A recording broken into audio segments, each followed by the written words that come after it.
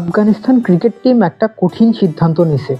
তাদের ৩টা প্লেয়ার নাবিনুল হক, ফজলুল হক ফারুকী আর মুজিবুর রহমান, ৩টা প্লেয়ারকে ২ বছরের জন্য বাইরের দেশের কোনো খেলাতে অংশগ্রহণ করতে দিবে না, এনওসি দিবে না।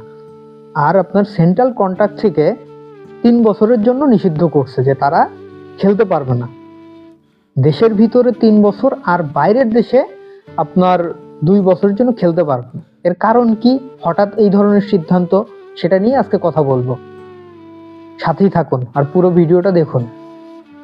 কারণ এই ৩জন প্লেয়ার তাদের ন্যাশনাল ডিউটি বা আপনার জাতীয় দলের খেলাকে প্রায়োরিটি না দিয়ে তারা বলছে যে তারা বাইরের দেশের যে লিগগুলা, কমার্শিয়াল লিগ বা ফ্র্যাঞ্চাইজি লিগগুলো আছে সেগুলো খেলবে।